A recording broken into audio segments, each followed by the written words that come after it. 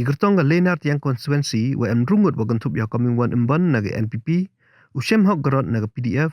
ulakon BM naga BJP, uje trail yang suciang naga UDP, Richard Lengdo naga Kongres, wa Robinus Sengkon naga AITC, haga pratrik unu bunai dewan ki wa pendep ya ka skutni namo wasli ya ki kot gisla, war ki hepo tap pertut ki yawile ya ni election MLA arajar arhaule. Ya ki kot gisla de seli hepo conference hall DC Juwai, Dewa lang ki returning officer yang jar-jari konstituensi kamjo ki general observer ke election. Hakani ke scrutiny de chama warok ki kot isla ki kertong tok gure biang, wada biang wa ulai ki chkamat.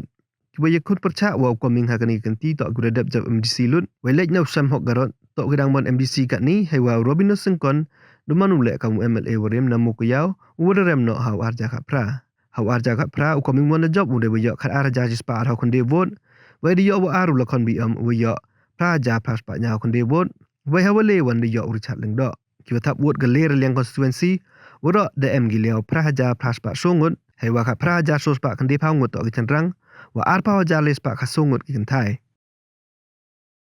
I look kat kibade badon kau mo annexure form A and B ruladon yo in case mo kuno ti kamot ngala accept kan ka first nomination paper ti ngakarai kelab yang hindi